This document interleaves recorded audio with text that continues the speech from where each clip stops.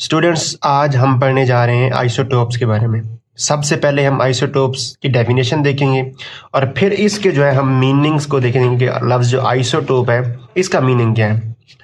First of all हम definition के ऊपर जाते हैं सीधा। देखें, डेफिनेशन ये कहती है कि atoms of the same element, एक ही एलिमेंट के atoms which have same atomic number, जिनका एटॉमिक नंबर सेम हो बट डिफरेंट मास नंबर, और मास नंबर डिफरेंट हो। मास नंबर क्यों डिफरेंट हो? Due to different number of neutrons are called isotopes. और ये जो फिनोमिना है इसको हम क्या कहते हैं?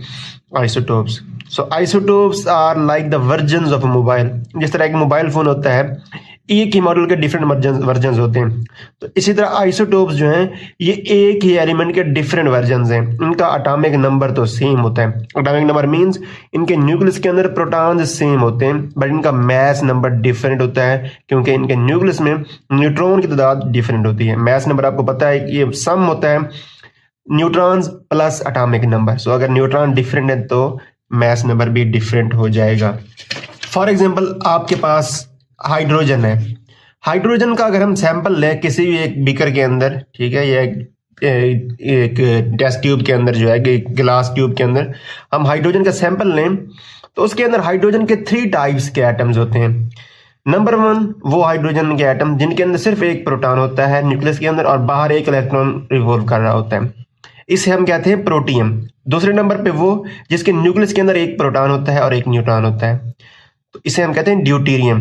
ड्यूटेरियम का मास नंबर 2 है, क्योंकि मास नंबर होता है proton plus neutron. Proton 1 neutron 1, तो 2 मास नंबर हो गया और एटॉमिक नंबर इसका 1 है। इस तरह ड्यूटेरियम जो है इसका मास नंबर 3 है और एटॉमिक नंबर 1 है। इन तीनों के अंदर आप देखें तो इन तीनों का जो एटॉमिक नंबर है वो सेम है, प्रोटॉन की तादाद सेम है बट इनका मास नंबर डिफरेंट है। प्रोटियम का 1 है, ड्यूटेरियम का 2 है, ट्रिटियम का 3 है। So these 3 are the isotopes. ये तीनों एक दूसरे के आइसोटोप्स हैं। कुछ और एग्जांपल जो है हम देखते हैं, जैसे हमारे पास हाइड्रोजन है।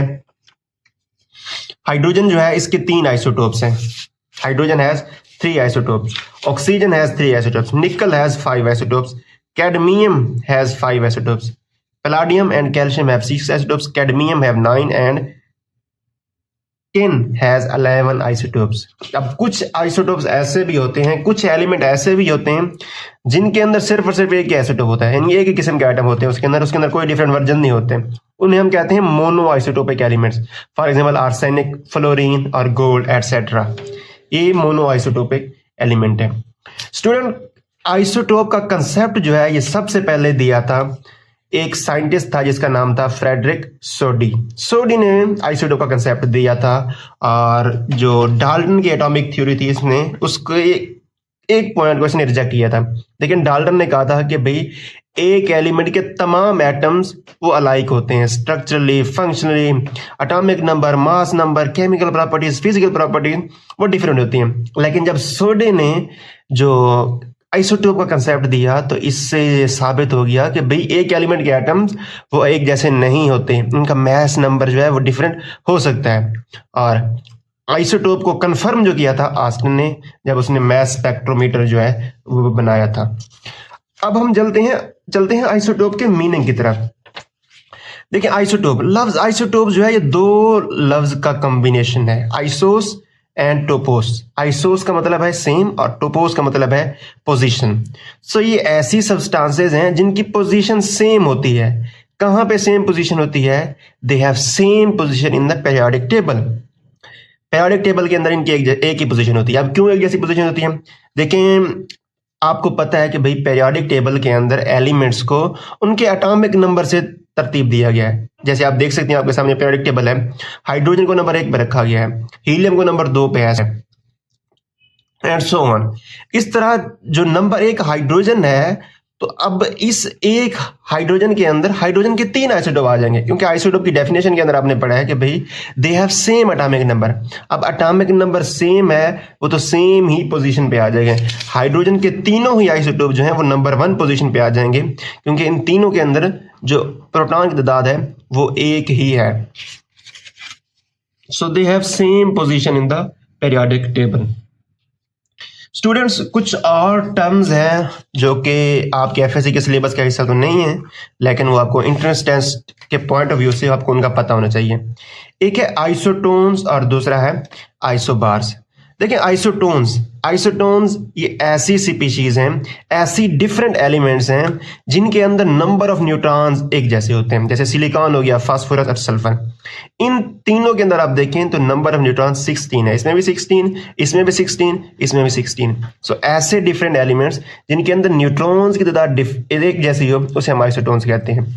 और आइसोबार्स ये ऐसी स्पीशीज हैं, ऐसे डिफरेंट एलिमेंट्स हैं जिनका एटॉमिक नंबर तो डिफरेंट होता है बट मैस नंबर सेम होता है। जैसे कार्बन और नाइट्रोजन, ये दोनों आपस में एक दूसरे के आइसोबार हैं, क्योंकि कार्बन का मैस नंबर भी 14 है, नाइट्रोजन का भी 14 है।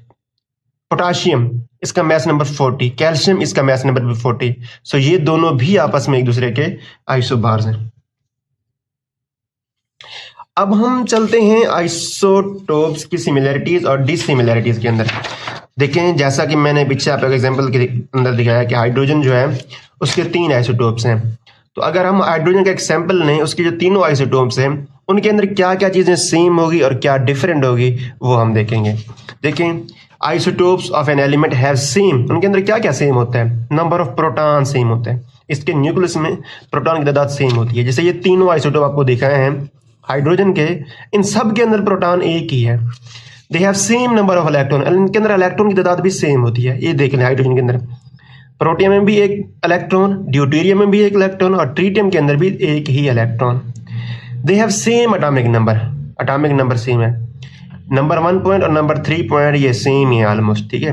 देखिए, अगर प्रोटॉन की तादाद सेम है तो फिर एटॉमिक नंबर भी सेम होगा ना, क्योंकि एटॉमिक नंबर होता ही प्रोटॉन की तादाद है। So they have same atomic number. Number 4, they have same chemical properties. देखिए, केमिकल प्रॉपर्टीज जो है ये फंक्शन होती हैं एटॉमिक नंबर का। फंक्शन कहते हैं डिपेंड अपॉन, यानी केमिकल प्रॉपर्टीज एटॉमिक नंबर के ऊपर डिपेंड करती हैं। सो जब आइसोटोप्स क्या है, नंबर ऑफ इलेक्ट्रॉन सेम है तो इनकी वैलेंस शेल इलेक्ट्रॉनिक कॉन्फ़िगरेशन भी सेम होगी, और valence shell electronic configuration same होगी तो इनकी केमिकल प्रॉपर्टीज भी सेम होगी। They have same position in the periodic table, periodic table के अंदर एक ही जगह पे ऊपर होते हैं क्योंकि इनका एटॉमिक नंबर सेम होता है। और मॉडर्न पीरियोडिक टेबल के अंदर एलिमेंट्स को एटॉमिक नंबर के हिसाब से अरेंज किया गया है। देखिए, अगर मैस नंबर के हिसाब से अरेंजमेंट होती तो फिर हर आइसोटोप को अलग अलग पोजीशन देनी पड़ती, क्योंकि आइसोटोप्स का मैस नंबर डिफरेंट होता है। अब जो कि न्यू क्लासिफिकेशन के अंदर, न्यू जो मॉडर्न पीरियोडिक टेबल है उसके अंदर एलिमेंट्स को उनके बढ़ते हुए एटॉमिक नंबर के हिसाब से अरेंज किया गया है। तो चूंकि तमाम आइसोटोप्स का एटॉमिक नंबर सेम होता है इसलिए ये एक ही पोजीशन के ऊपर आ जाते हैं। अब हम देखते हैं डिसिमिलरिटीज, क्या क्या चीजें जो हैं वो आइसोटोप्स के बीच में अलग अलग होती हैं, डिफरेंट होती हैं। दे have different number of neutrons, इनके न्यूक्लियस के अंदर न्यूट्रॉन्स की तादाद डिफरेंट होती है, और इसी न्यूट्रॉन की तादाद की डिफरेंट होने की वजह से ही तो इनका मैस नंबर डिफरेंट होता है ना। जैसे पीछे हमने देखा है प्रोटियम के अंदर एक न्यूट्रॉन है, प्रोटियम के अंदर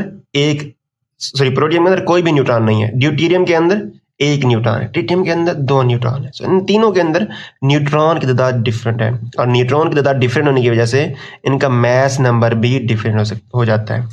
और इनकी जो फिजिकल प्रॉपर्टीज हैं वो डिफरेंट होती हैं। फिजिकल प्रॉपर्टीज जैसे कि मेल्टिंग पॉइंट हो गया, बॉइलिंग पॉइंट हो गया, डेंसिटी हो गई, ये डिफरेंट होती हैं। दे have different radioactive properties. देखिए, रेडियो एक्टिव प्रॉपर्टीज जो हैं ये डिपेंड करती हैं न्यूक्लियस की कंपोजिशन के ऊपर, न्यूक्लियस कंपोजिशन। तो चूंकि आइसोटोप्स की न्यूक्लियर कंपोजिशन डिफरेंट होती है so they have different radioactive properties. जैसा कि हाफ लाइफ भी एक रेडियो एक्टिव प्रॉपर्टी है। हाफ लाइफ कहते हैं वो पीरियड को, वो टाइम पीरियड जिसमें एक रेडियो एक्टिव एलिमेंट डिके होके आधा बाकी रह जाता है। फॉर एग्जाम्पल, आपके पास कार्बन 14 है, इसकी जो हाफ लाइफ है वो 5700 साल है, यानी 5700 साल के बाद अगर आपने 100 ग्राम कार्बन दिया था तो 5700 साल के बाद ये सिर्फ 50 ग्राम बाकी रह जाएगा। ये इसकी हाफ लाइफ है। सो आइसोटोप्स जो होते हैं इनकी हाफ लाइफ डिफरेंट होती है। हो सकता है कार्बन 12 की हाफ लाइफ और हो कार्बन 13 की और कार्बन 14 जो है इनकी और हो नहीं सकता, बल्कि ये कन्फर्म है कि इनकी जो हाफ लाइफ है वो डिफरेंट होती है, क्योंकि इनकी स्टेबिलिटी डिफरेंट होती है। ठीक है, स्टेबिलिटी डिफरेंट होगी तो इनकी हाफ लाइफ भी डिफरेंट होगी।